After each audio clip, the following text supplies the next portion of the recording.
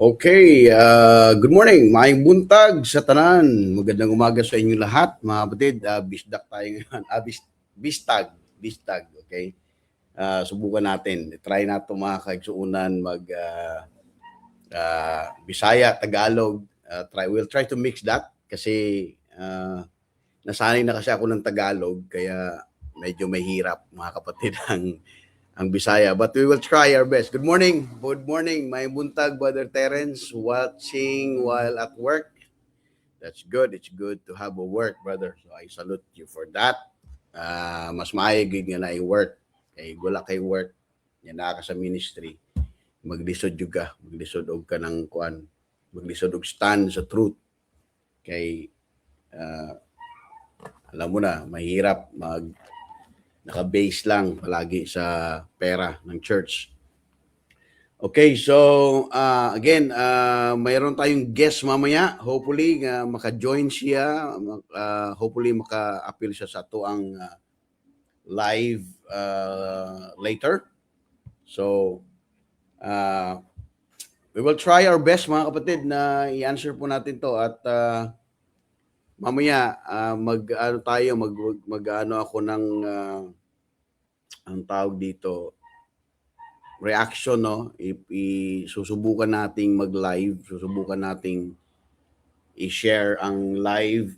Actually, there are naay duha ka recent lives about the outer darkness na which good idea nga mag-live inana nga kwan, pero ang point is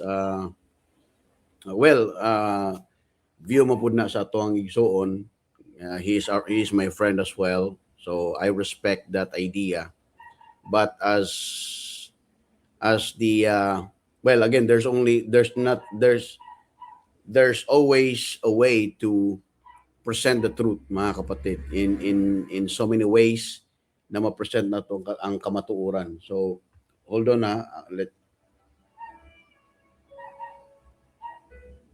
always a way to present the truth, mga kapatid. Okay, so patayin ko lang po muna yung aking music.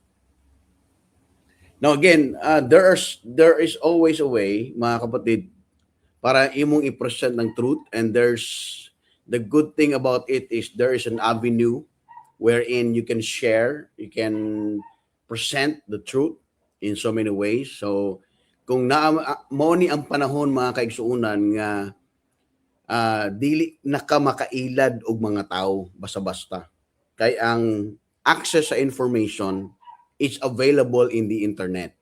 It's available for us to study.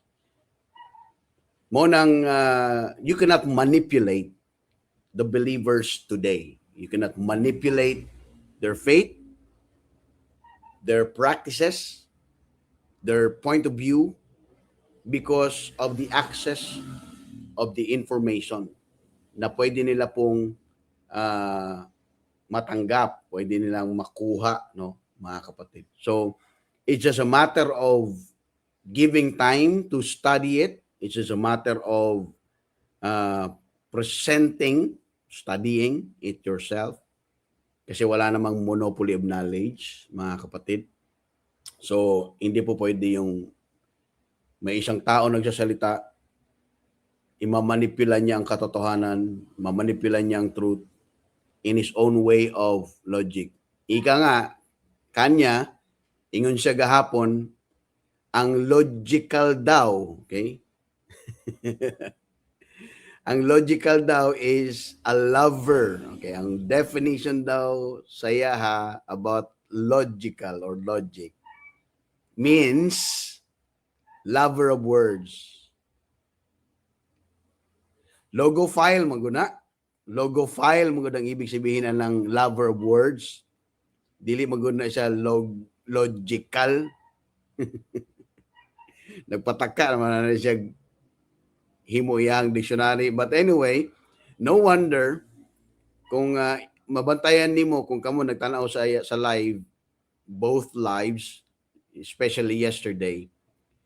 Ang imong critical thinking, gagana siya, mga kapatid, pasensya na kayo, medyo magtatagalog po ako konti. Kung ikaw ay isang tao na may critical thinking, mapapansin mo na ang argumento niya palagi ay parang babatuhan kanya ng logic na tunog tama, no? Tunog tama pero hindi siya tama. Okay? Katulad halimbawa ng words ni Jesus Christ yan. Okay. Words man ni Jesus Christ, dili day nato nasundon. Okay. So muna siya yung mga logical niya nga mga argumento nga mingon siya nga words na ni Kristo. I agree nga words na ni Kristo and everybody agrees with it. Pero ang pangutana, kinsa ang kausap, kinsa ang kaistorya, kinsa ang audience, unsay time elements ug unsa ang subject matter nga ilahang gi-discuss, no, within the context. Kay paborito man niya ang context, so we will use the context para lang, mga kapatid, ay makita natin kung talagang yung argumento niya na yon ay uubra, no? Kung talagang yung argumento niya ay makakalusot. Noon siguro na hindi pa uso yung internet, hindi pa uso yung information, pwede sigurong uubra yung kanyang logic. Ngayon kasi nag-iisip na yung tao. Ngayon kasi mayroon ng critical thinking ang tao. So I agree, ang yang logic palagi is dili na ito nasundon nga words of Jesus Christ man na. Okay. Words of Jesus Christ. Katulad na ay words si Jesus Christ na, for example nga, kung mo-follow ka nako, i-take up nimo ang cross, follow me, biyai ang imong mama, biyai ang imong papa, biyai ang imuhang kabtangan, and follow me, take up your cross. O kana, words of Jesus Christ man na imo nang sundon. Naun sa man nag-ingon ni Apostol Pablo nga, children, obey your parents in the Lord, for this is right. So ang imong gipasabot ba diha nga may contradiction ng Biblia? Di ba?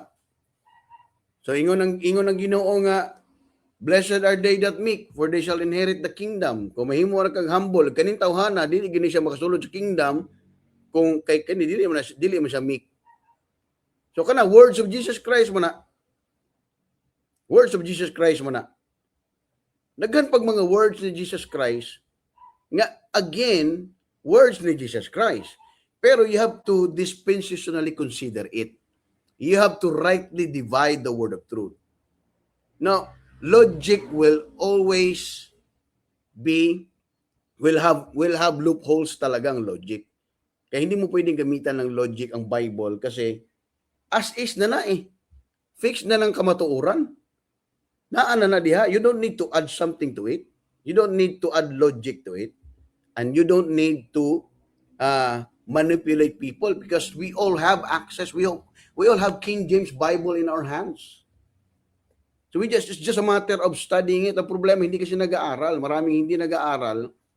Kaya ang nangyayari, namamanipula po ng mga ganitong mga klaseng mga argumento. Okay? So logic. Di ba? May mga logic kung bugamit sa logic mga kaigsuunan. Pwede na, obra na kung ang imuhang kung kapag argue ka naka sa Senado, naka sa Congress, naka sa barangay o naka sa pwede man ang muga ng logic. Sa panahon sa Age of Reasons, panahon sa Renaissance, gamit silang logic kay Age of Reason man na. Pero karon man god mga kaigsuunan, okay? Karon man god naa na tay access sa kamatuoran. Okay? So muna yung mga logic kanunay. Words mo na ni Jesus Christ, dili din nato nasundon. Muna siya yung mga banat, para dili nakakapangutana, dili nakakasagang. So kung imong bantayan, if you're smart enough sa iyahang mga tubag, dili siya kabantay ka nga dili siya mablangko sa iyang tubag. Dili siya mablangko. Because na-preempt na niya anything nga imong itubag or imong ipangutana sa iyaha, meron siyang counter-reaction. Ang tawagan is counter-reaction na niya. Bisag dili truth, basta mo pasok ang iyang logic. At kung mukagat ka sa iyang logic, pasok ka sa banga. No? Okay. Okay, let's do this mga kapatid. I will try my best na i-share po itong live. I don't know kung makashare ako Try ko lang And I will try my best also mga kapatid na okay, pasensya ka na Brother Batike na ay ano ko lang muna. Hiramin ko lang muna tong live mo. At para lang sa ganun ay hiramin ko tong live mo Brother Batike na pasensya. Kagalit. Okay. Okay, well, let's try our best na ma-share. I don't know kung ma-share niya, mga kapatid.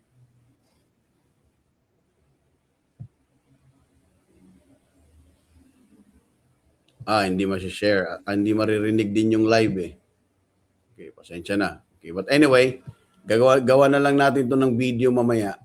Kasi gusto ko mag-proceed muna tayo sa ating live, mga kapatid. Okay, so, logic versus the King James Bible. With regards to the outer darkness, pag-uusapan ato ning istoryahan mga kaigsuunan. Kung saan ako ang kape. Hold on a minute, Mama Det. Hold on muna kayo diha, no, mga kapatid, kay I will try to get back in few minutes. I'll get some coffee at pag-usapan natin.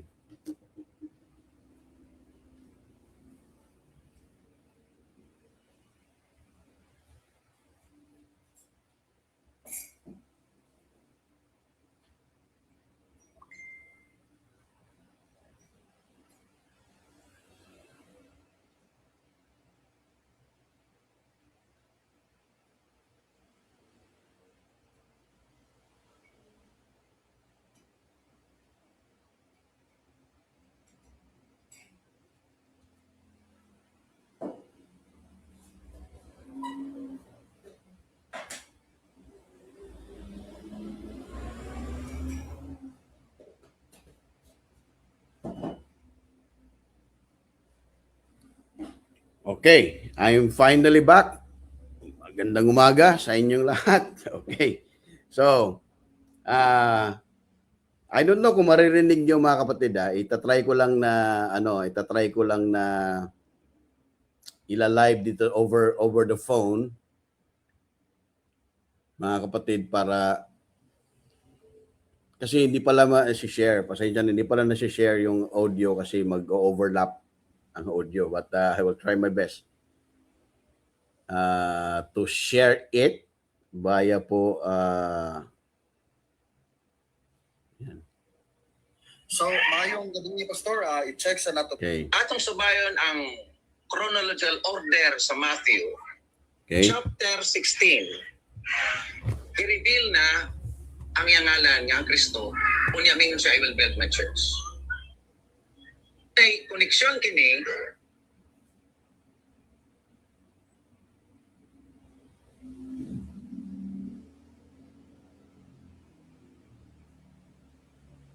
Okay. chapter 16, sa verse number 20, mingon din sa narration sa ni Mateo, then charged his Sige, diretso na disciples siguro that tayo they should dito sa ano, perform sa righteousness of saints.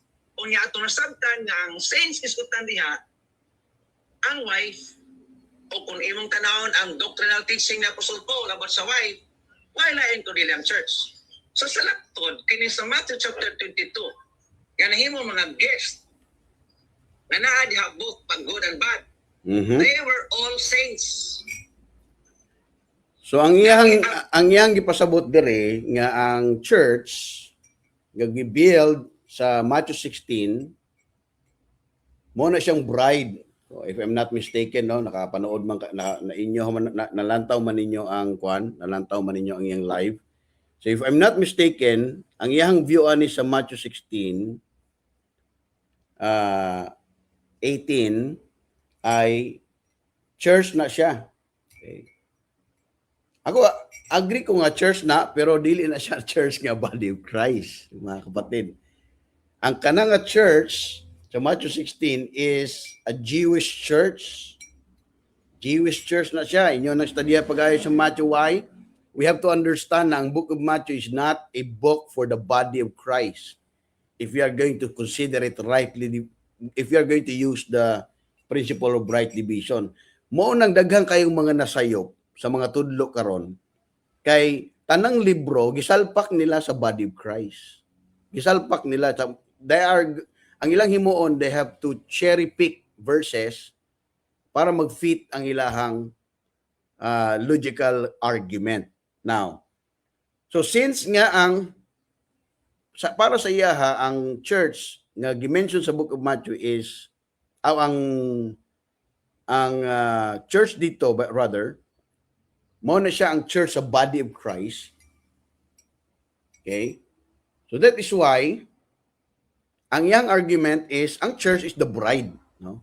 Church is the bride. So he is connecting book of Matthew and book of Revelation. Mamaya makita niyo sa ilang video that they're connecting the two books, Matthew and Revelation, para magtugma nga ang church is the bride, mga kapatid. At ang iyang argument, marriage muna before wedding. Like for example, karon ang atong status quo ay wala pa ta sa wedding. Kaya wala pa tayo wedding garment. Nasa marriage pa lang, kumbaga betrothed, parang ganon ang nangyari, no? Parang spouse.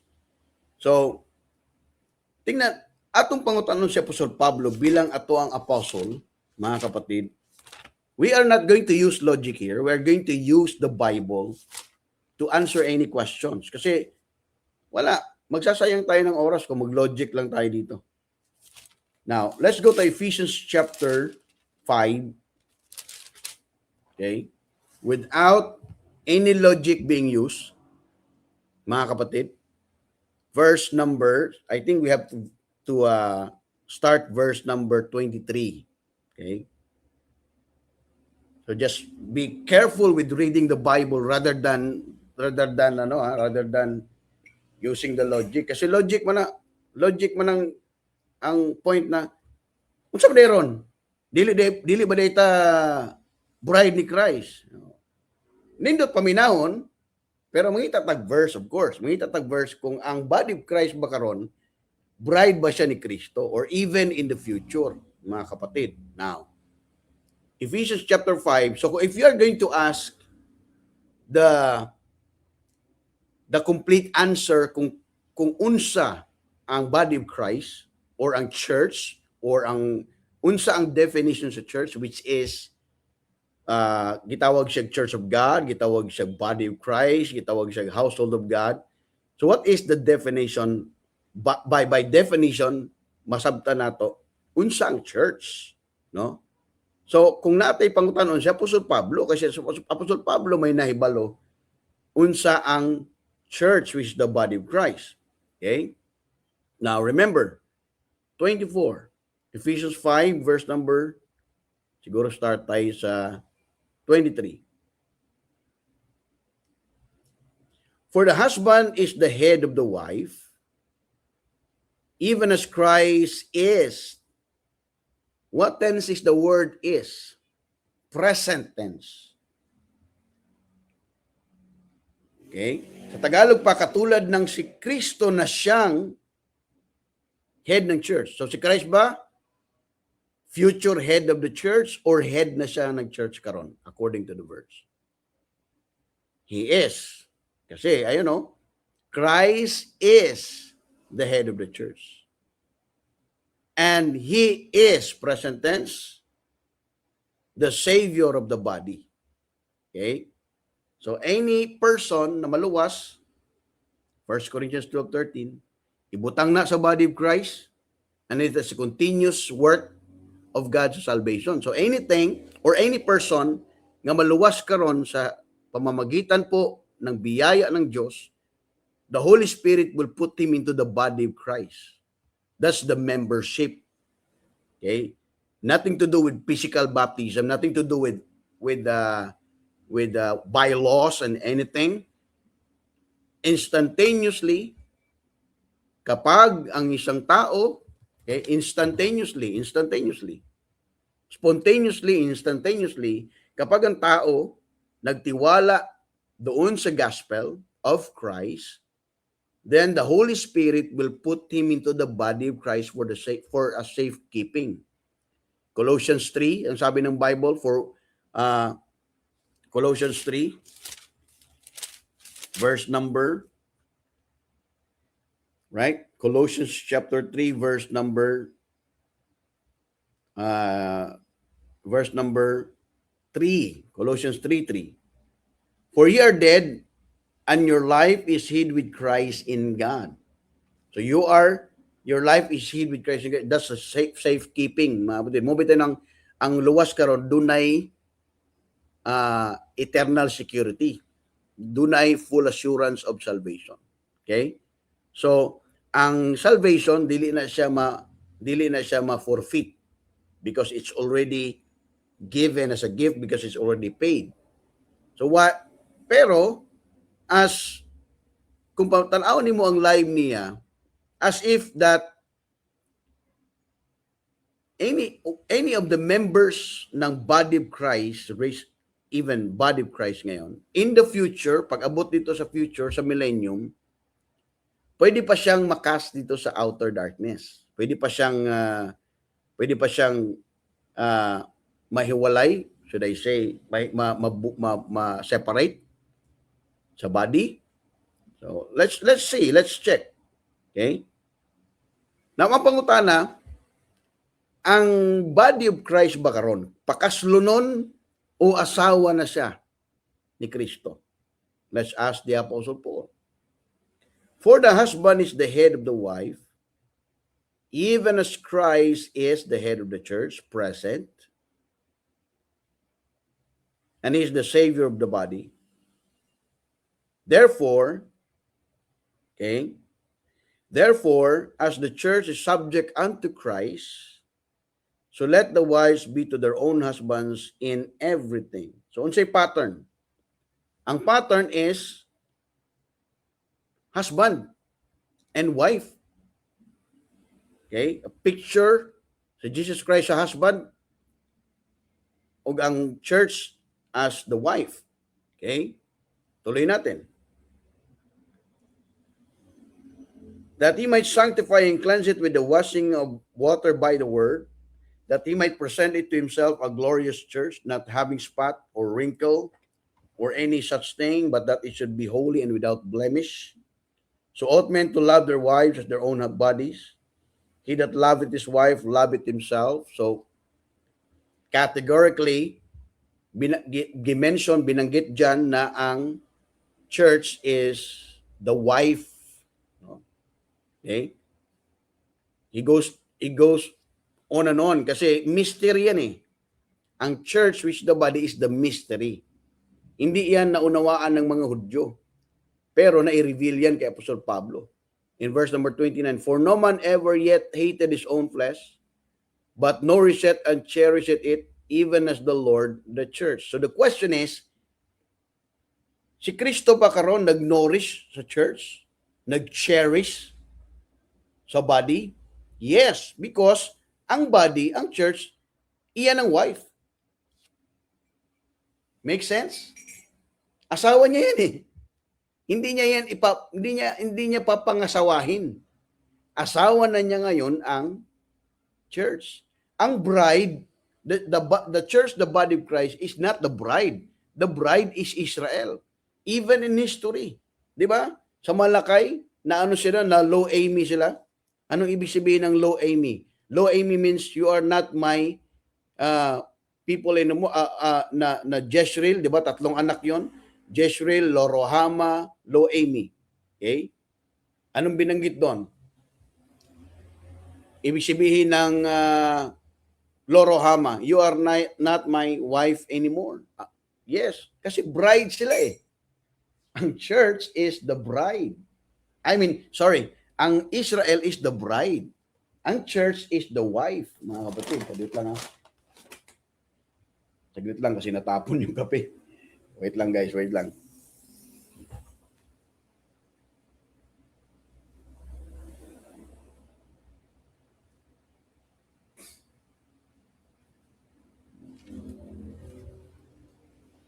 So kahit anong aral mo mga kapatid, ang bride is Israel.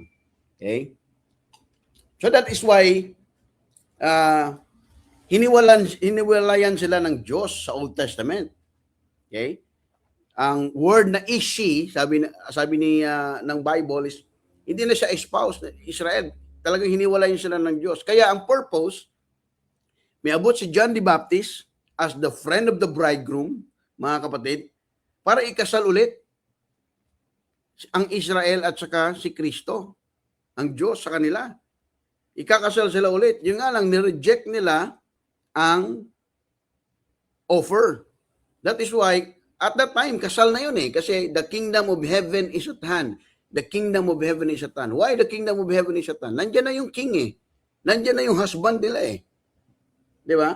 Ikakasal na sila eh. Oh, bakit nabanggit natin ikakasal?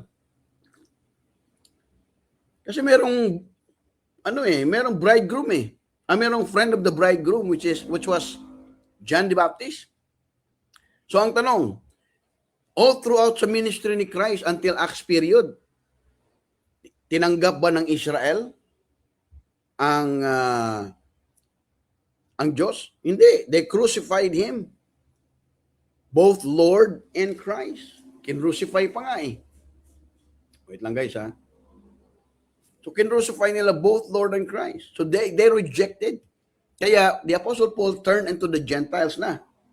Pagdating sa Acts 3 rejections nila, Acts 13, na-reject nila, Acts 18, hinubad ni Apostle Pablo yung kanyang damit sa sobrang galit na sa mga Hudyo. Acts 28, lo, we turn into the Gentiles. So, nag-change na ng course kasi he is about to reveal the Apostle Paul sa isang church na walang kinalaman sa prophecy. Ang isang church na may kinalaman sa mystery, which is the church, which is the body, which is the joining of the Jew and the Gentiles.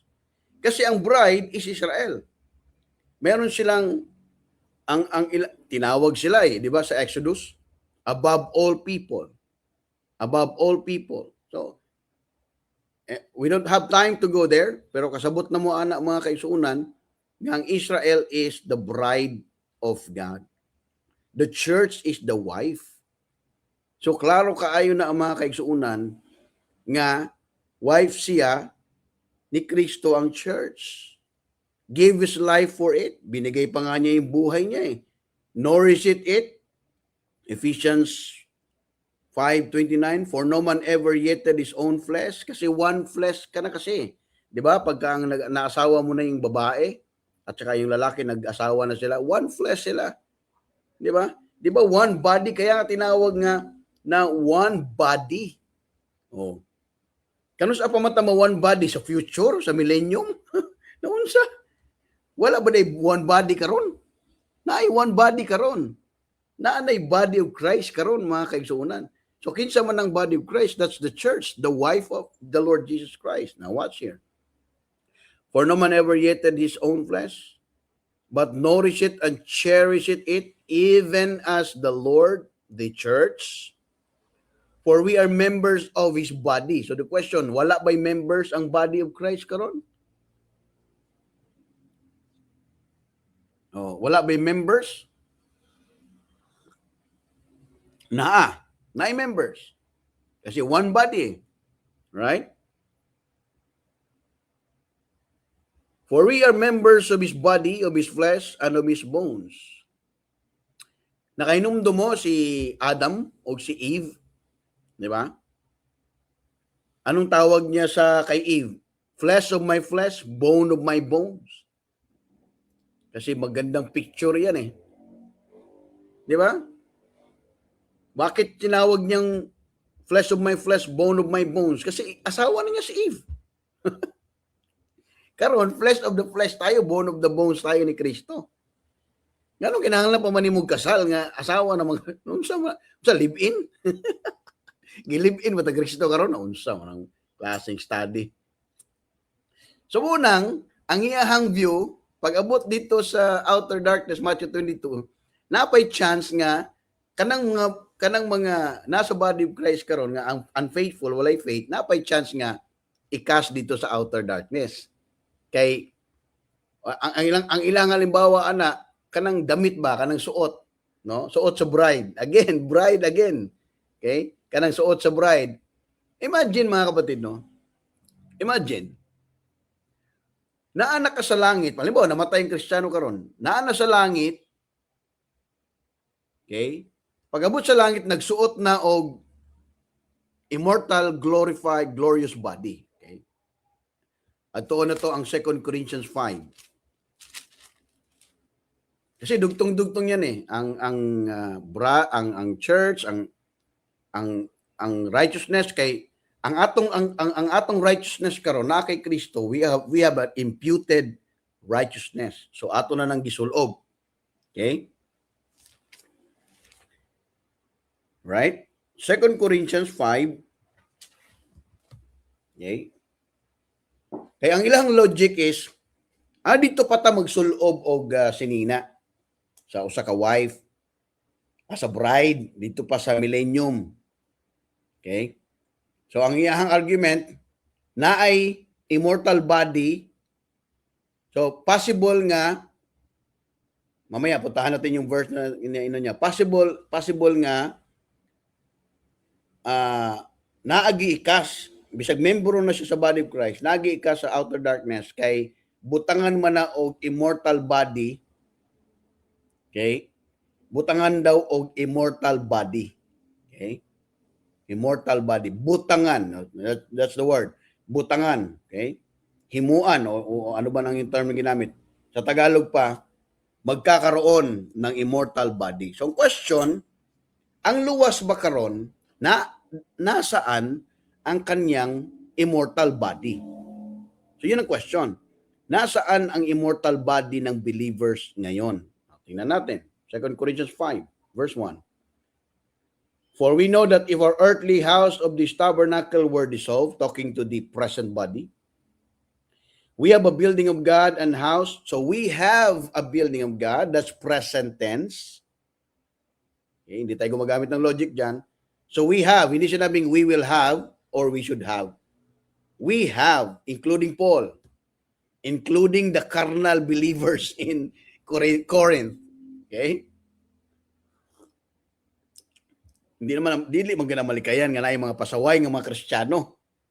Pero it doesn't mean it lowered their position in the body. Wala may bodies sa langit nga kanang bodies of Christ. Body of Christ, one body. Okay? Now, watch here.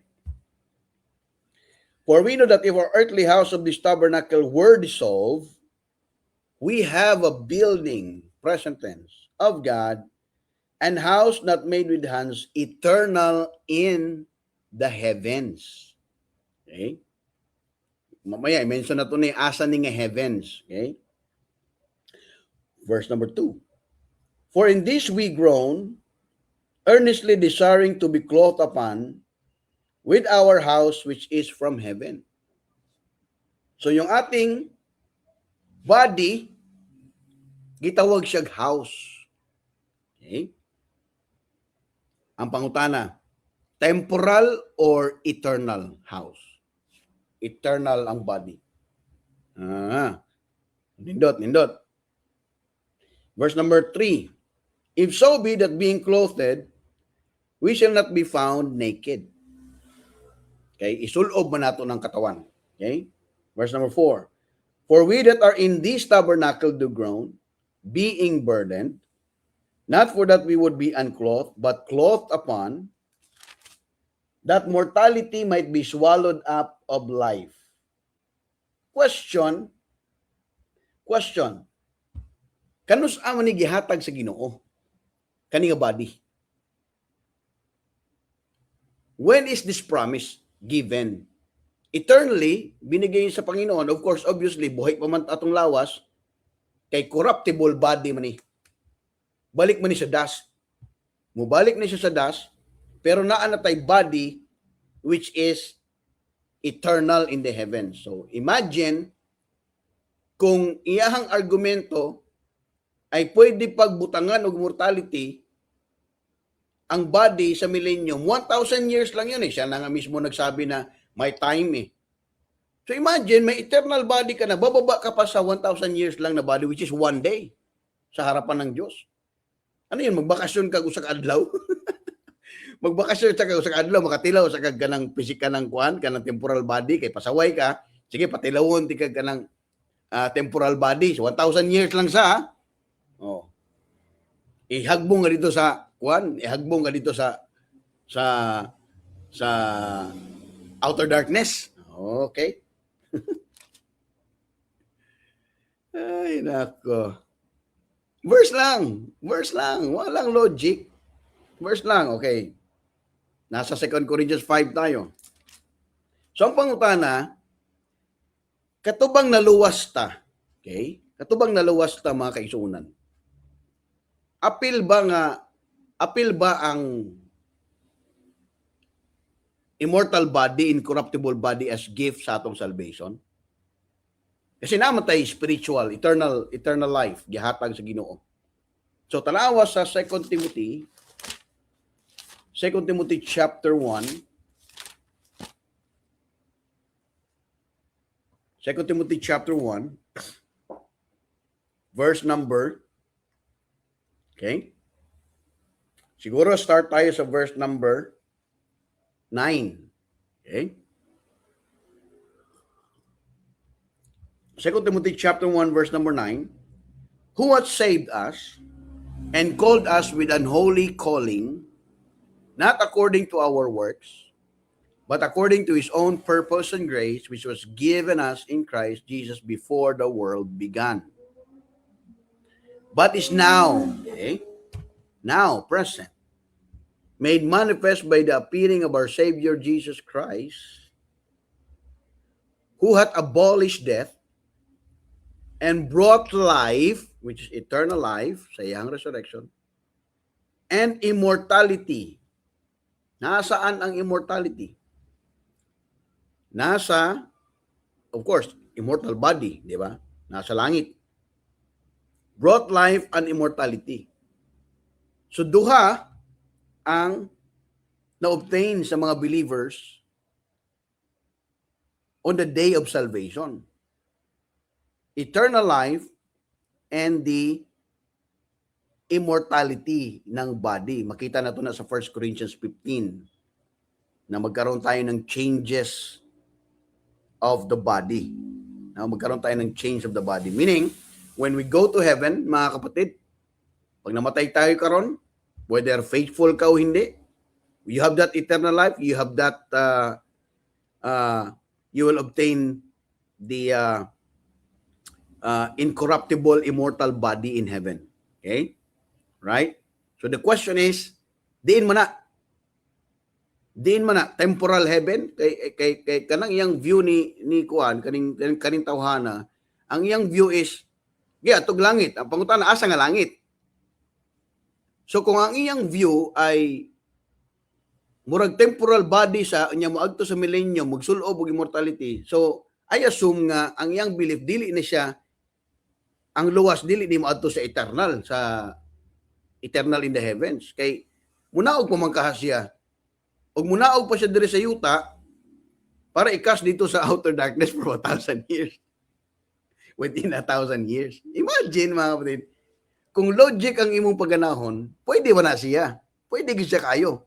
Pero let's go sa Bible. Let's go sa scripture. Imagine ang luwas karon na eternal life, gisulob na nato ang righteousness ni Kristo, na natay promise na eternal in the heavens nga katawan na house, which is the body. How in the world nga munaog pa og ikas dito sa ikas dito sa outer darkness? Ay ka. Sorry natatawa ako talaga mga kapatid kasi mahirap yung ganyan. Okay. So minention ni Paul, brought life and immortality. So it cannot be annulled. It cannot be separated. Both is given to the believers. Both is given to the saved person. Okay? Just to okay, I think yan, natay guess niya, natay guess. So, ang guess nato karon ay muadto mi sa Matthew 22 unya, mga kaigsunan. So we will wait for him. Okay. So I'm laying down the foundation na lahat ng naligtas karon ay naanatay in a present position spiritually. We have the eternal body, okay, or body, house, eternal in the heavens. Naanata-ana. Gihatag na sa Ginoo. Right? Dili na siya pwedeng ma-forfeit, dili na siya pwedeng mawala, dili na siya pwedeng manakaw. Kasi mo bitaw na promise ni Jesus Christ sa resurrection, di ba? Yung siya, I am the resurrection and the life. So ano, kung sa may purpose mga kaigsunan, nga doon na siya resurrection, para ipakita nga iyang i-provide ng eternal life that he can promise, because Titus 1:2 promise niya before the foundation of the world. Kasi ingon niya, in hope of eternal life which God that cannot lie promised before the world began. Na siya promise ng eternal life before the foundation of the world. So, kung sa may magkaroon ng eternal life, kaning body, dili ang body, mubalik na siya sa dust. Muna siya kamatuuran diha. Wala man ni nagdawat og kanang eternal life ning body.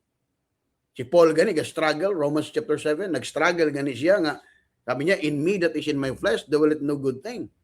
So why would base your reward in eternity? Why would base your reward in the future by the functions of this body? Nga wala man ay kwenta. Flesh profited nothing. So diha siya nasipyat. Nahimo na hinoon mga kaigsuonan nga ang salvation karon or ang imuhang position sa future is based on works. Based on performance.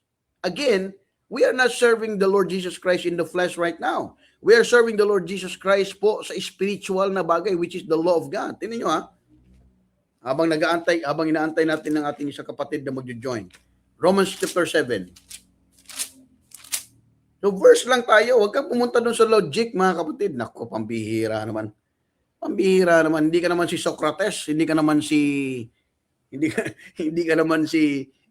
Greek philosopher para gumamit ka ng logic. Ay nako. Logic daw is lover of words. Kasi logos daw, logic, lover of words ang meaning. Mo nang wala ko na problema kung magamit kang logic. Di na magamit ng Biblia kung okay na yung logic. Ay, some town. Sa bagay istorya ha. No. Logic is simply man's opinion.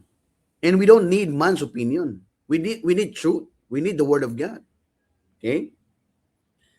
Balikan natin ang Romans 7. O, di ba? Verse 24. O. Delikado na nga doktrina ng tawhana kay imagine kinsa makuno diri kinsa makuno diring mga kaigsuonan kanang mga street preachers, mga faithful kayo bisag na initan na faithful kayo sa simbahan, faithful kayo sa ministry. Kinsa man diri nga dili mapakyas kada adlaw.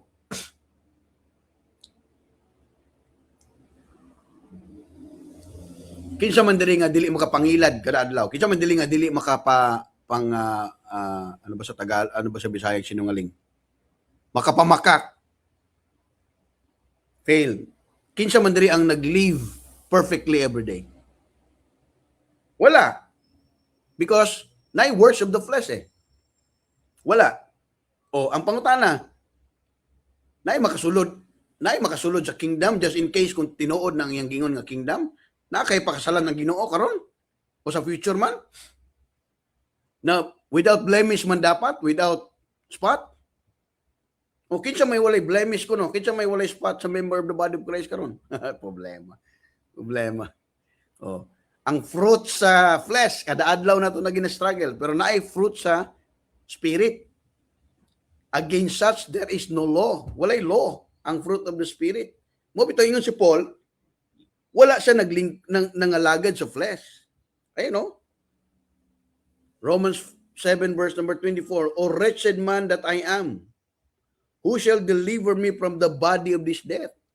Tinawag niyang katawan ng kamatayan. Sa Bisaya, lawas sa kamatayon. Kaya bayad biya sa kaning makasasala nga lawas, kamatayan biya pod. Sabi ni Paul, kinsa may mo deliver nako aning body of this death? I die daily, ingon si Paul. Di ba? Outward man perish, but the inward man day by day. Now, how can you base your future position na failure ka every day? Ay, nako. Anong klaseng aral? Nako po. Oh. Kaya, pero salamat na lang siya in verse number 25. I thank God through Jesus Christ our Lord. So then with the mind, I myself serve the law of God, but with the flesh, the law of sin. Wala ibang ipangalagaran ng katawan na to. We are serving the law of sin. Mubitayin si Paul, mortify therefore the deeds of your body. Oh. Reckon ye yourselves to be dead indeed unto sin. Mo ni mga advice ni Paul. Kaya walay good in this flesh. Hangtod mamatay ka, there's nothing good in this flesh. How can you perfect that? Pero naan natay perfect ang atong spiritual condition sa Ginoo. We have the spiritual righteousness, the righteousness of Christ imputed unto us. Hindi po binanggit na it shall be imputed unto you in the future, in the millennium. No, it's a present position. It's a present possession as well. Naa kay righteousness, gisulob na nato ang righteousness ni Kristo. Di ba naalala mo yung prodigal son? Pagbalik sa prodigal son, ang sigingon sa amahan, suluban na siya dayon. Wala may giingon nga, sulubay na siya sa future. Naunsa, nag-study niya, oy. Amo na siya kay logic man. Ang logic, mga kapatid, mura bitaw ka kanang kuan, mura bitaw ka kanang nabunggo imong ulo bitaw, ano bitaw napakong ka sa Bisaya. Napakong ka nya naay katoy-tuyok nga circle. Nauntog yung ulo mo. Tapos bigla kang, di ba? Parang mga ganun. Bigla kang, ambot, napakong ba na siya? I don't know. Kung sa'yo dito po, wala po ko kay Bao kung naunsa na siya. Kay kanang mapakong ka, kuan ka ang imong una makalimot na ka, dili na ka process o kanang tarong sa imong panguna-una. So, muna si logic. Kalaban mo ng Pablo, biya ng logic, biya. Philosophy of men, rudiments of the world. Ang logic, may pasok ni muna sa rudiments of the world. That which has started and then it continues, goes on and on. Yan yung ibig sabihin ng rudiments of the world. Di ba? mga kapatid. I mean, okay. Teka lang ha, antayin natin tong ating kapatid. Kasi kaya ako nag-discuss lang. Nilay down ko muna sa inyo na ang atong kaluwasan o ang atong mga kaigsuunan nga positions in the heavens, fixed na siya sa body of Christ. Ha? Mga kapatid. May, actually, tarawa, ipakita na ko inyong verse, mga kapatid, ang atong positions. Kaya ba mo sa 7 blessings of the believers? Ha? Kaya ba mong say blessings of believers? First is, we are crucified with Christ. That's number 1. Second is, we are dead with Christ. We are buried with Christ. We are quickened with Christ. We are risen with Christ. And we are seated with Christ. That's the 7. Number 7 is the number of perfection. Ganda niyan. Pag tinuro mo yan sa church, sa mga kapatiran, malimtan lagi ng problema sa kalibutan, mga kaigsunan. Pero mo, imagine mo, patay ka na, kasama ni Kristo. Di ba? Crucified ka na. I am crucified with Christ, sabi ni Paul. Nevertheless I live, yet not I, but Christ liveth in me. Oh. Si Kristo nananahan sa akin, nakatira sa akin, hindi na ito ako.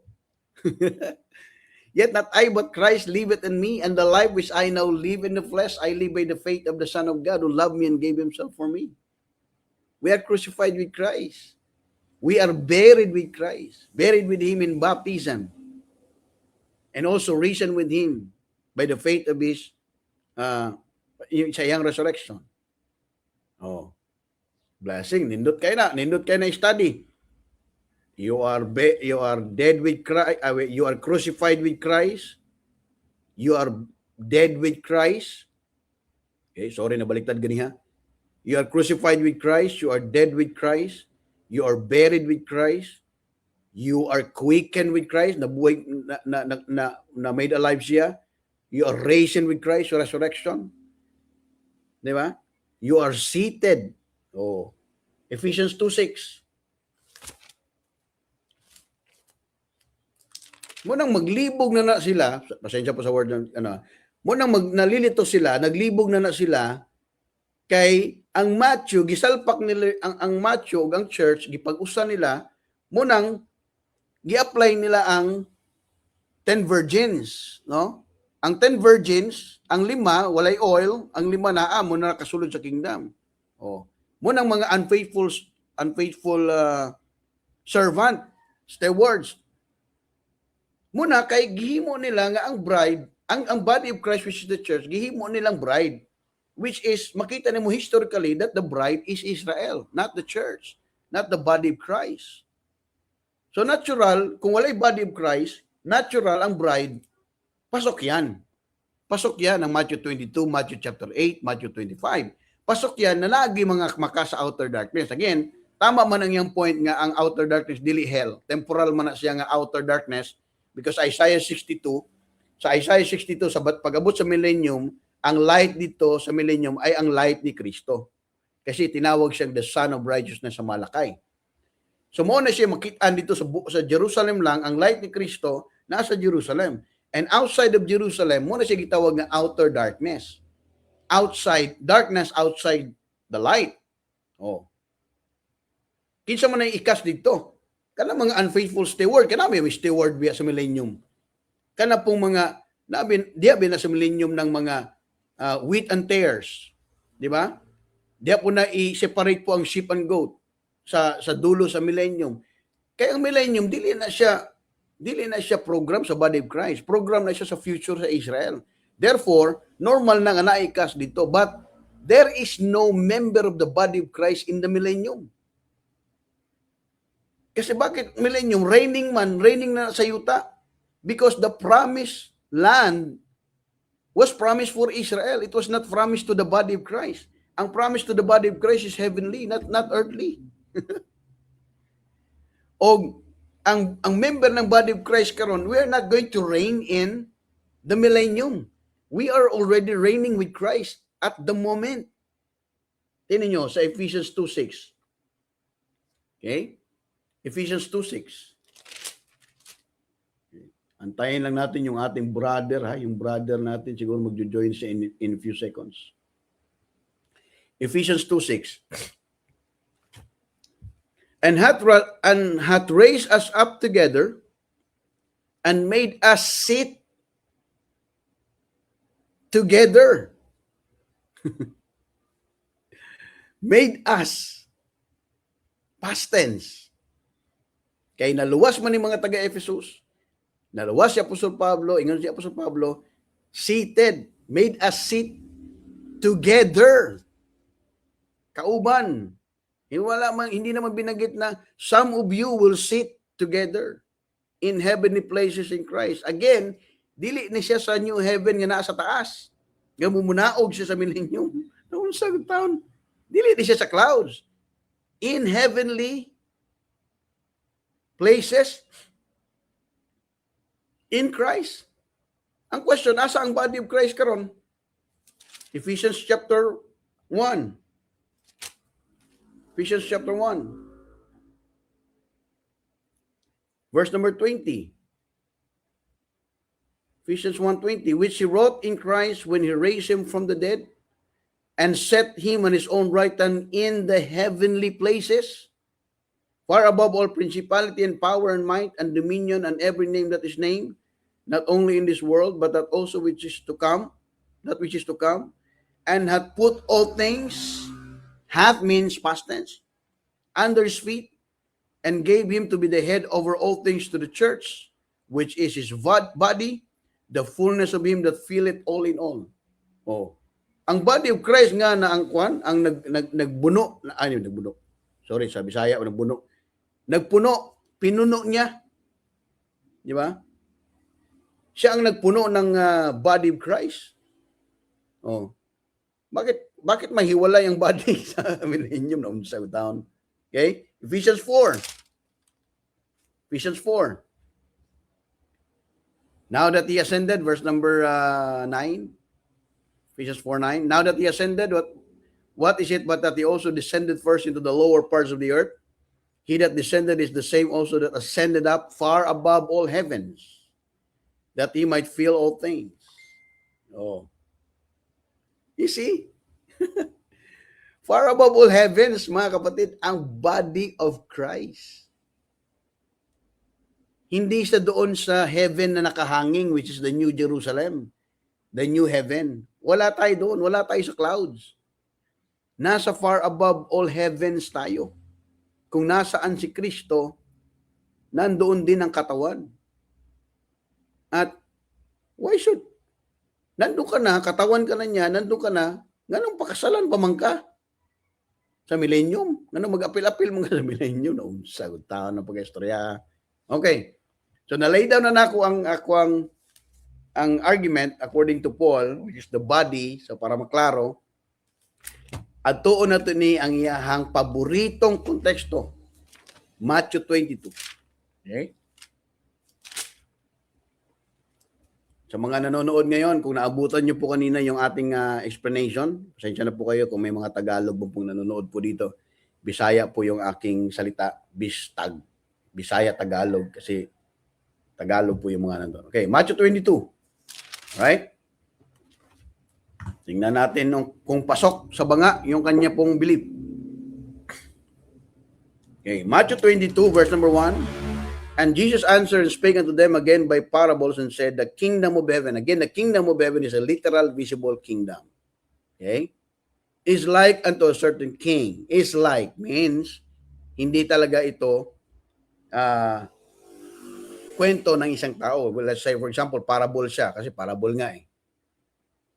Which made a marriage for his son. Gumawa daw ng kasal para sa kanyang anak, and sent forth his servants to call them that were bidden to the wedding. Okay? Ito daw ang bidden for the wedding, mga kapatid, ay ito daw yung mga Israel. Okay? And they would not come. Hindi sila dadating. Again, he sent forth another servant, saying, tell them which are bidden, behold, I have prepared my dinner, my oxen, my fartlings are killed, and all things are ready. Come unto the marriage.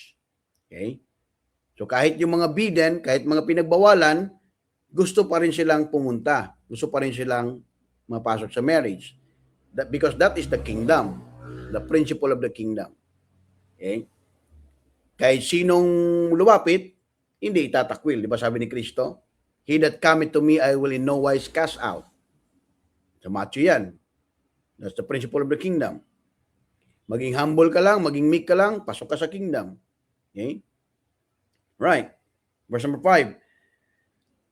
But they made light of it, and went their ways, and one of his farm, another to his merchandise.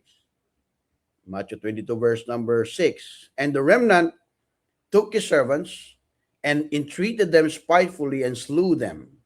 Okay? Remnant.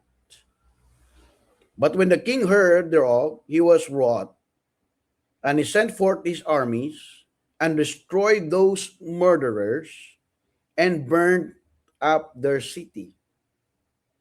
Okay? Verse number 8. Then saith he to his servants, the wedding is ready, but they which were bidden were not worthy. So the question is, according to the point here, sino yung bidden dito? Obviously, that's not Israel. Okay? Ang bidden dito, mga kapatid, ay yung mga murderers at saka yung mga nag-burn ng city. So they are not allowed, okay, to come. But they have the invitation na pwede silang lumapit, kaya nga pinuntahan sila. But again, hindi sila worthy. Hindi sila karapat-dapat na makapasok. Kaya sabi po sa verse 9, go ye therefore into the highways, and as many as ye shall find, bid to the marriage. Okay? Again, ang ating preaching ngayon, we are not going out for the unbelievers to get into the marriage. We are preaching to the unbelievers today for them to be saved, to enter into heaven eternally. Hindi po para makapasok sa, if you are going to, ang ginagawa kasi nila dito is logical ang kanilang approach, spiritualize ang kanilang approach, kasi daw, yung mga nasa highways, mga unbelievers, mga Gentiles, para pumasok din sila sa marriage. If that is the logical way of understanding it. Verse number 10. So, those servants went out into the highways, lumabas na, and gathered together all as many as they found, both bad and good. They say that these Gentiles. And the wedding was furnished with guests. Okay? Now again, logic, kung gamitan natin ng logic, dito, hindi natin pwedeng i-apply. Kung logic ang gamitin natin, ikaw bilang lalaki, hindi ka basta-bastang magpakasal sa taong hindi mo siya kilala. Kaya nga kinikilala mo muna yung pamilya, yung pag-uugali, yung lahat. Kasi pagkakasalan mo makakasama mo yan. Okay? So, sabi nila, ang mga servants daw pumunta sa highways, nag-gather sila ng mga marami, natagpuan nila both good and bad. Sabi nila, mga sinners daw to, mga Gentiles daw. Again, sa book of Matthew, remember, ang Gentiles are dogs. Remember that. Even Samaritans, they were not allowed to be preached unto. So, hindi mo pwedeng i-apply ang Gentiles sa context unless lalagyan mo ng logic. Again, this is parable. This is a parable. Ang parable na ito, this is the discussion about the future physical kingdom. Okay? So sa millennium, sa future physical kingdom, tuloy-tuloy paghihapon ang invitation. Pero wala na dito yung preaching of the gospel of Christ. Because they are inside the kingdom. So balik ang principle sa Israel. Okay? So Matthew 22 verse number 11. Okay? Huwag mo paganahin yung logic mo. Verse lang talaga. And when the king came in to see the guests, he saw there a man which had not an wedding garment. Okay. Nakakita daw siya ng tao na walang suot na wedding garment. And he said unto him, friend, pero tinawag niyang friend, Okay? Remember, this was the king in the story. This is not Jesus Christ. This is not Jesus Christ. This is the narrative of the story. Okay? Hinilimbawa niya hinalintulad sa Tagalog. Ano ba sa Bisaya ninyong hinahalintulad? Help me kung mayroon kayo, nandito na kayo. Okay? O nakita niya, ang isang tao walay damit. And he said unto him, Friend, how camest thou in hither not having a wedding garment? And he was speechless. Okay? Ang yang logic dere. Di ka katubag kay Lord naguna. Si Jesus Christ naguna. Agay ka. Si Jesus Christ maguna. Naunsa mo ka istorya ha? Si Jesus Christ maguna naa diha. Nga story mo na. Narrative mo na. Okay? No. Verse number 13. Then said the king to the servants, Bind him hand and foot, and take him away, and cast him into outer darkness. There shall be weeping and gnashing of teeth. Oh. Napaday mga membro day sa Body of Christ, yung mga cruel sa future. Sabi lang yung na sila may taga-cash, pero servant sila. Unsa? Ambassador servants who are cruel. Mag-abot sa millennium. Unsa na pagka-interpret? Ay. Oh. Then said the king to the servants, Bind him in hand and foot, and take him away, and cast him into outer darkness. There shall be weeping and gnashing of teeth, for many are called, but few are chosen. Verse number 15. Then went the Pharisees and took counsel how they might entangle him in his talk. Good point. Kasi ang discussion dito, ang kausap dito ay Pharisee. Every time na mugamit ang Ginoo o parables, remember, ang audience niya ay Pharisees. Every time he talked to the body of Christ, he used the plainness of speech. He doesn't use parables in the body of Christ. Like, for example, body of Christ, one body, eternal in the heavens, immortality, cloth upon. Those are the words in the body of Christ, household of God. Those are the words in the body of Christ, but was never used as parable. Okay? Kasi hindi naman Pharisee ang kausap niya within the body. Mga saved ang nasa body. Okay? Kaya nga, palaging past tense. For by grace are ye saved, sanctified, justified, glorified. Those are the past tense words na ginagamit, very definite, very clear, na pag mugamit og parables because the audience are the Pharisees. So bakit mo gagamitin ang church which is the body at ipapasok mo doon sa millennium?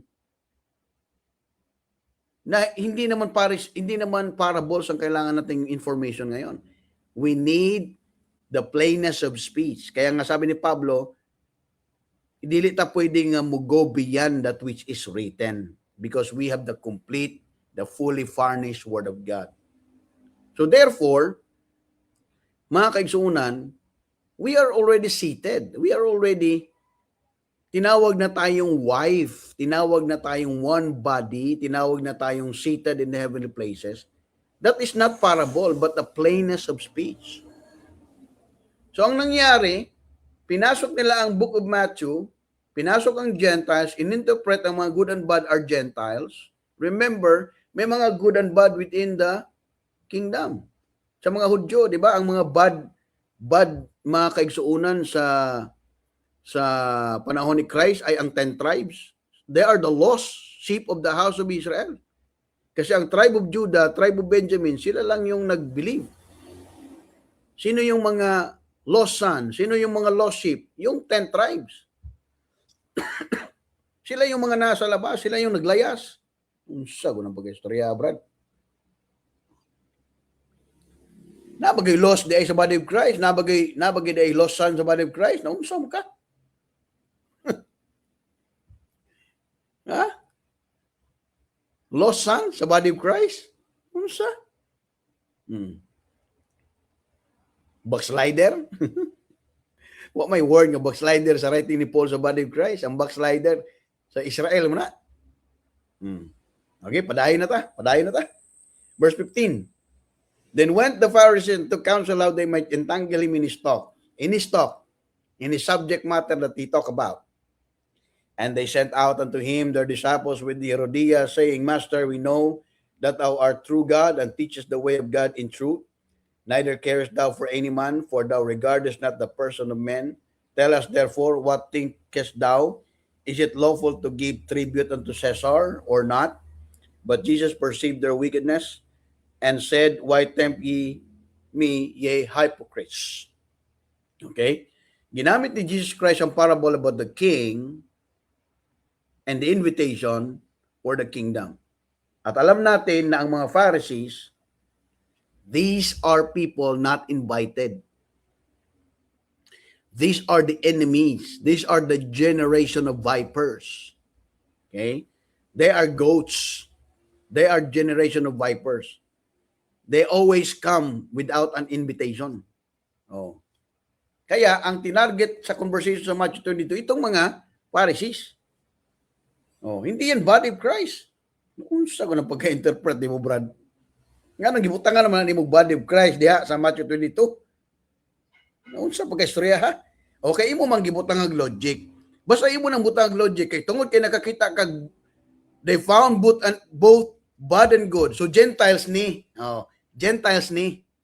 Oh, nagtawag ang hari adto mo sa mga highways. Oh, nakakita sila good and bad. So Gentiles ni. Oh, the good and the bad, historically, biblically speaking, the good and the bad are sila pa rin itong mga Israel, mga kapatid. Okay? 10 tribes, 2 tribes. Di ba? Nahati ang Israel. Oh. Walay body of Christ ang Matthew. Oh. Kasi ang status quo sa body of Christ sa book of Matthew, we are dogs. We are without Christ. We are without hope. We were. We were without hope. We were without Christ. Aliens from the Commonwealth of Israel. Strangers from the covenants of promise. Nga nang ibutang man nimo ang mga Gentiles sa book of Matthew nga wala man atong record diha. O mingon na po na siya siyang logic, future man ni Brad. Future man ni. Na may Gentiles sa future, na may body of Christ sa future. Agree. Di ko mo-agree nga na body of Christ sa millennium. Agree nga na Gentile sa millennium. Kaya ka ng Gentiles, pwede biya na siya musingit biya, katulad sa kay Cornelius, katulad sa itong sa centurion, di ba? Sa Matthew chapter 8. Puntahan natin. Kasi ito naman yung lagi niyang, ito naman ang lagi niyang argumento eh. Oh. Outer darkness ng iyang paborito in taon, mga kaigsuunan. So, naunsa naman na siya. Oh, Matthew 8 verse 12. Oh. Laging insert yung Gentiles eh. Sa panahon sa kingdom, kaya pwede biyan ang musulod, biyan ang mga Gentiles sa kingdom, pero mag-proselyte sila, katulad ni Cornelius, di ba?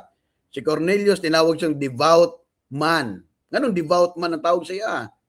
Because, pag sinabi mong devout man, you practice what the Jewish people practice. You have the faith just like the Jewish people. Kaya tinawag siyang devout man. Pero, Gentile siya in the flesh. Okay? Oh.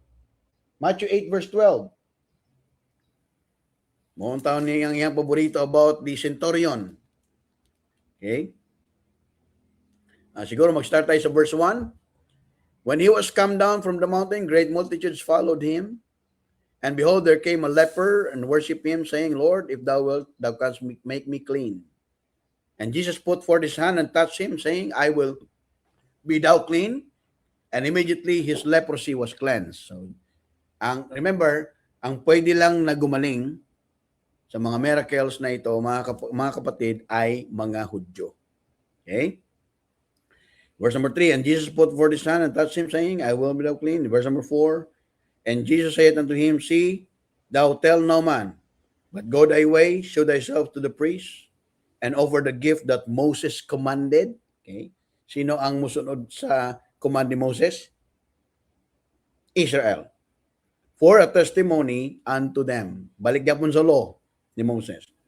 And when Jesus was entered into Capernaum, there came unto him a centurion beseeching him, and saying, Lord, my servant lieth at home sick of the palsy, grievously tormented. The centurion answered and said, Lord, I am not worthy that thou shouldest come under my roof, but speak the word only, and my servant shall be healed. For I am a man under authority, having soldiers under me. And I say to this man, go, and he goeth. So kaya niyang utusan yung kanyang servant, kahit gentle siya, centurion siya. And another man come, and he cometh, and to my servant, do this, and he do it. Verse number 10. When Jesus heard it, he marveled. Okay, namangha ang Panginoon. And said to them that followed, Verily I say unto you, I have not found so great faith, no, not in Israel. Kung baga sa Bisaya, mas maayo pa ning centurion. Kay na-marvel good siya, namangha good siya. Di ba? Na-marvel siya. So mas maayo pa ning centurion nagtuo kaysa sa mga Israel. I have not found so great faith in Israel. Israel is composed of 12 tribes. See? Verse number 11. And I send to you that many shall come from the east and west, and shall sit down with Abraham and Isaac and Jacob in the kingdom of heaven. Sino po ito? Hindi po ito Gentiles. Hindi po ito Gentiles. Sila po itong mga Hudyo na nagkalat-kalat sila, nag-scattered abroad nga ito mga to Ayun no? But the children of the kingdom shall be cast out into the outer darkness. There shall be weeping and gnashing of teeth. Ang kanya pong paliwanag dito, na nasa kingdom, body of Christ na siya. Ang paliwanag aning tawhana ni kanang nasa Cebu. Na sila. Pero walay faith.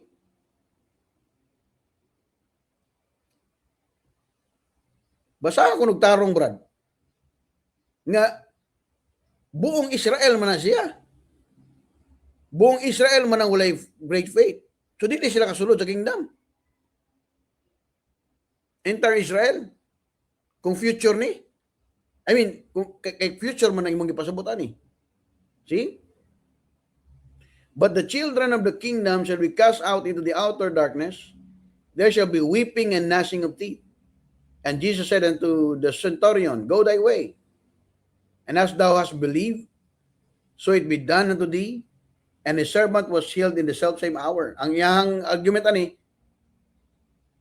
kaning mga children of the kingdom, wala mo guni sila mituo sa words of Jesus Christ. Kita ko nun Oh. Kani ko ng mga body, kanang mga membro ko sa body of Christ karon, kita ko nun mga, kana ko ng mga hindi nagtuog yun sa words of Jesus Christ. Muna sila ikas doon sa outer darkness. Agay ka na unsa. Oh. Kasapot ka sa gitulo na ko ganiha nga, ang body of Christ, eternal in the heavens ang ipuyan. Dili man in taon tamo sulod sa kingdom in taon, di man taon tamo sulod sa literal visible kingdom. Israel man ang istorya diha. Tarungan na imong right division, oy naunsa. Oh. Harsh ko karon kay ingon magka iron sharpened iron, di man kaganahan og kanang soft words. Pares punta kay ako ganahan pud ko ako di mo pud ko ganahan og soft words. Prangka man ko nga tao. Oh. Naunsa ka? Naunsa ka na pagka-istorya ha? Oh. Verse number 12, but the children of the kingdom shall be cast out into darkness. There shall be weeping and gnashing of teeth. Go thy way, sabi ni Jesus Christ sa centurion. And as thou hast believed, so it be done unto thee. And the servant was healed in the same hour. And when Jesus was come to Peter's house, he saw his wife's mother laid and sick of fever. Now, he goes on to say, so gigamitan niya logic na kani daw mga children of the kingdom nga wala nag-believe sa words of Jesus Christ, muna sila ikas dito sa outer darkness. ang pangutana, unsa man ang words ni Jesus Christ dire?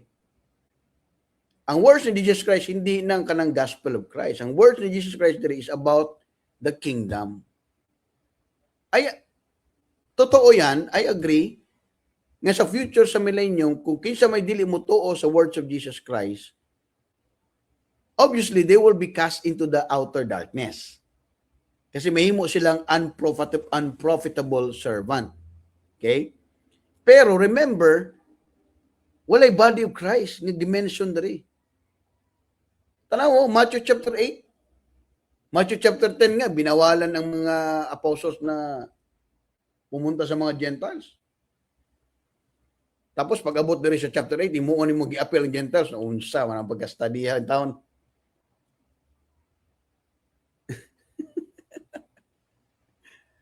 Unsa man ang pagka-study? Pag abot sa Matthew chapter 8, appeal ang Gentiles. Pag abot sa Matthew chapter 10, gibawal ang Gentiles. Unsa? Kay confuse sila, na-confuse sila sa church being the wife, being the body, and Israel being the bride. Mo bitay na invitation to the wedding. Ang invitation to the wedding is the invitation to the kingdom, to enter the kingdom. Kasi ang purpose na para makasulod sila sa kingdom, ang requirement is wedding. Di ba? Mo bitaw si Jesus Christ, pag-abot niya, si John the Baptist, gitawag siya friend of the bridegroom.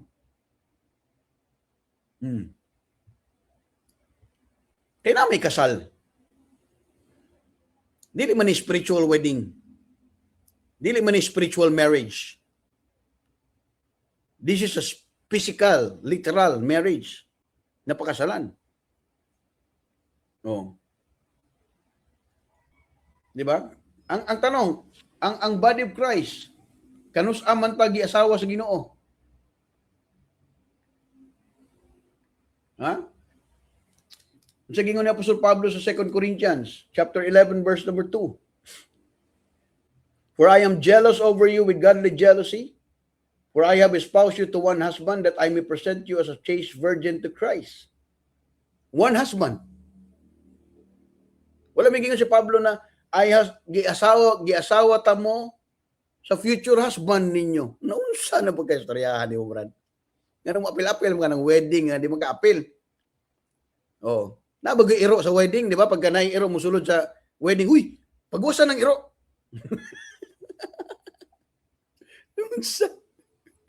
Ayun, napasud lang mga iro. Kaya ka mga iro, mangaon na siya sa mumho. Oh. Mumho sa kuan, samok-samok ng mga iro, ipagguwas na.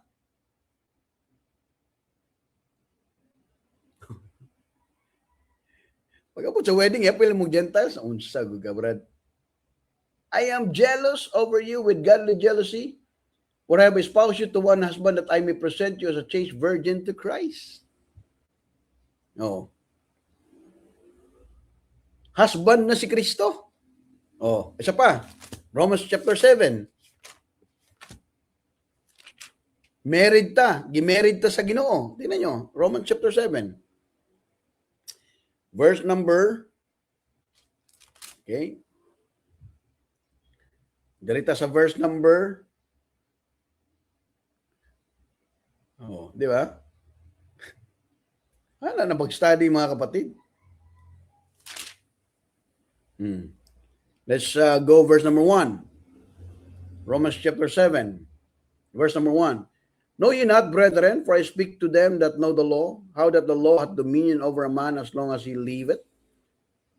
For the woman which hath an husband is bound by the law to her husband, so long as he liveth. This is according to the law.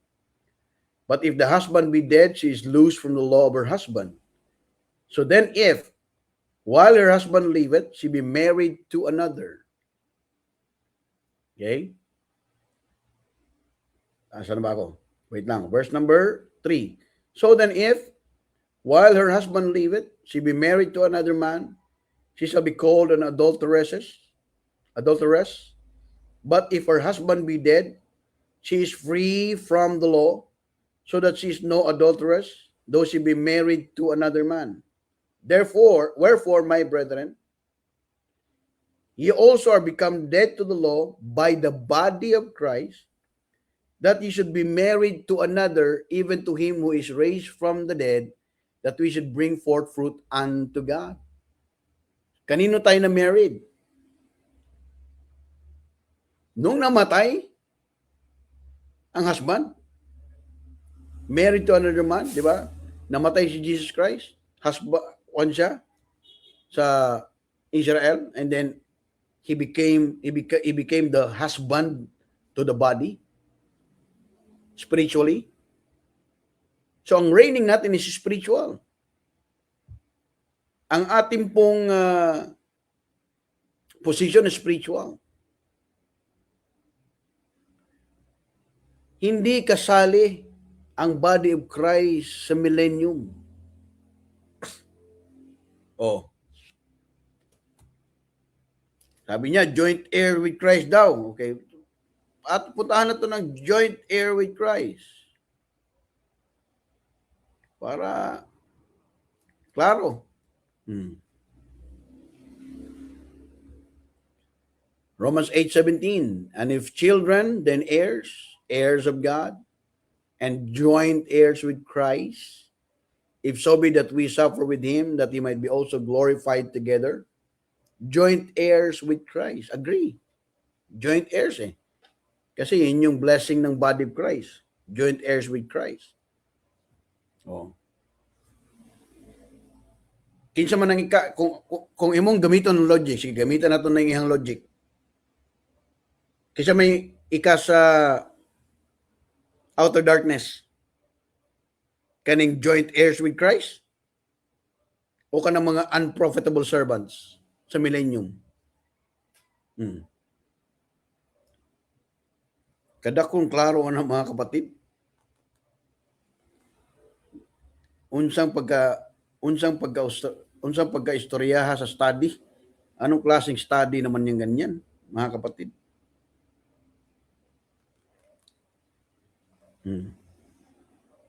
Again, the body of Christ is not included in the millennium. Because Jesus Christ will not reign sa body. He will reign. Jesus Christ will not reign sa body in the millennium because Jesus Christ is already reigning right now. Made us sit together. Reign with Christ, sabi niya. Oh. Naala ka sa langit niya, munaog pagig ka. Munaog pagig ka para reign with Christ niya, mag-unfaithful ka, ikas ka sa outer darkness, naunsa. Pansinin ninyo, ang gamit lang niya palagi, Matthew chapter 8, Matthew chapter 13, Matthew 25. Iniiwasan niya yung writing ni Paul eh. Pagka gagamit siya ng writing ni Paul, salvation, tama naman, wala namang problema, gagamit siya doon eh. Kasi si Paul lang naman ang nagturo ng eternal security. Pero pagdating sa position sa body, hindi siya gagamit sa writing ni Paul. Gagamitin niya ang Matthew. Gagamitin niya ang Matthew chapter 8, chapter 13, chapter 25. Gagamitin niya yun. Tapos hahanapan niya ng position ng body of Christ doon. Like for example kanina, yung centurion o example ng body of Christ kuno na. Gentiles in the body na may pagtuo.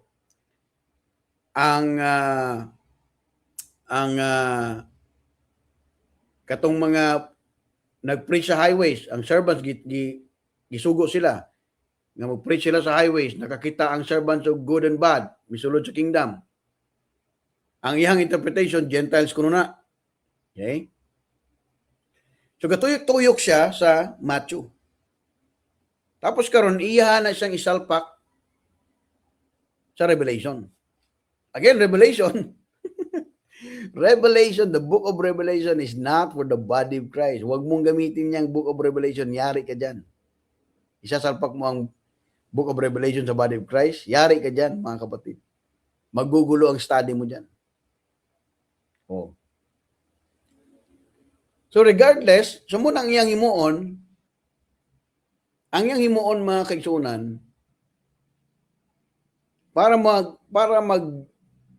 mag-fit ang iyang study, ang Matthew chapter 8, Matthew chapter 13, Matthew 25, he will play it with logic.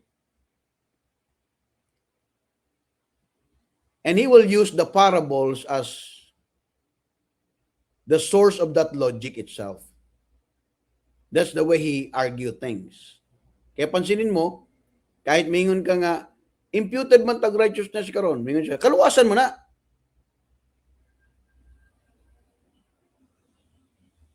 Naluwas naman ta karon sa body of Christ. O wala man na issue, kaluwasan man na. Mo na iyang mga banat. Basta maingon gani, ang iyang pinaka-safe haven is salvation. Okay? Pero, magulo nga eh. Magulo. Kasi ang iyang, yet save ang mga believers, and yet they will be cast into the outer darkness. Kasi unprofitable servant sila. Di ba? Gnashing of teeth. Wala namang gani hilak gani, wala na hilak sa langit, wala na no more tears. No more pain for the believers sa eternity. Nganong muhilak mo man ka sa millennium na unsa man klaseng study in town oy.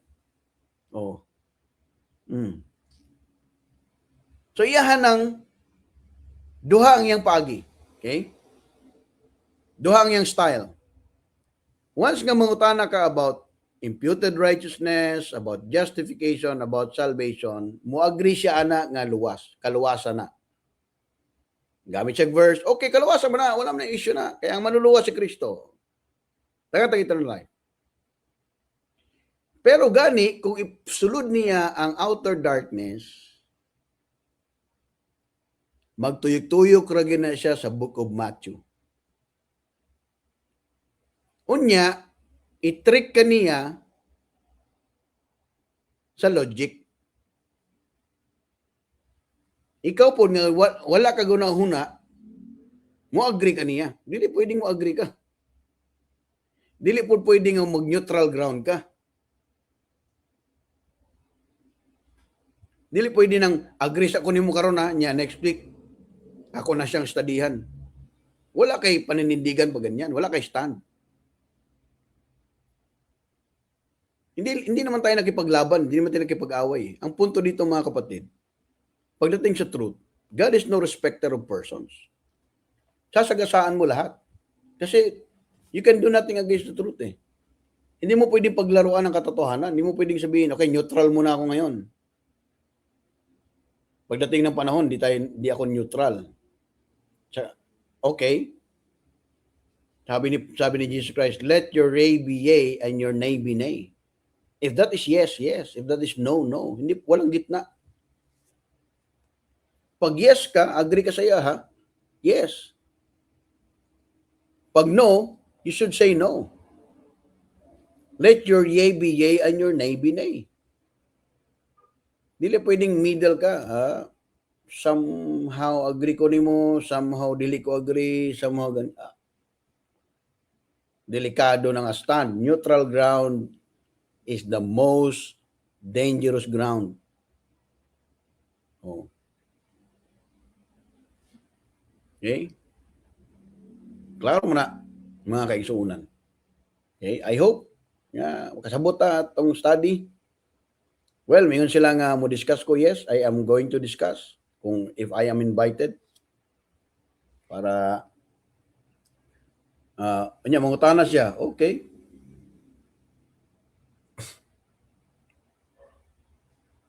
Pwede mo siyang mangutana, pero mudawat ba siya tubag nga verse lang, walay logic?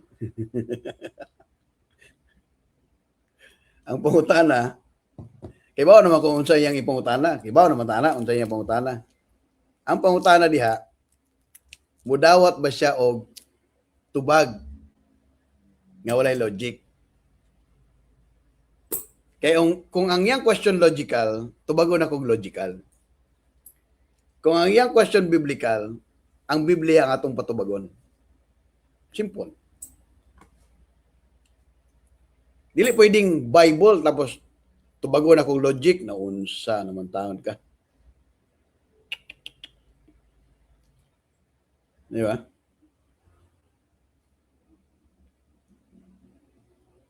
Pag Bible ng pinag-uusapan, huwag mong sagutin ng logic. Hindi kailangan ng logic ang Bible. Kailangan ng Bible ng truth because the Word of God is true. Ang logic, kalaban ng salita ng Diyos yan. Di ba? Nag-warning pa man gani si Pablo nga, kuwan, beware lest any man spoil you through philosophy. Diba? Sabi niya, Colossians 2:8, beware lest any man spoil you through philosophy and vain deceit, after the tradition of men, after the rudiments of the world, and not after Christ. Oh, tingnan mo siya kung paano siya mag-argue. Rudiments of the world. It's like somebody that knows everything. It's like somebody that think that he can answer everything. And he's trying to hide it behind logic. Hindi yun. Hindi yun. Kaya, I hope, mga kapatid, no? We've learned something today. Hindi na naka-join si Brother Edris. I don't know kung anong reason.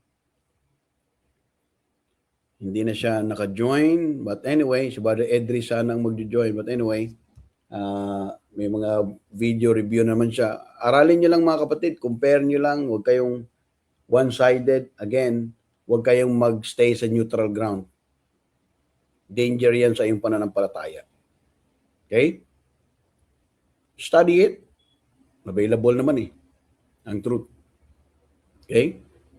So this is, again, mamaya po alas 7 p.m. Baka may gusto pong mag-join mamaya sa live. Pasok kayo sa Zoom, sa StreamYard. Pasok kayo mamaya. Bigyan ko kayo ng pagkakataon na i-lay down ang inyo pong study para naman ay parehas tayong nag-aaral, mga kapatid. Okay? So thank you very much sa inyong time at have a great day today, mga kapatid. Thank you.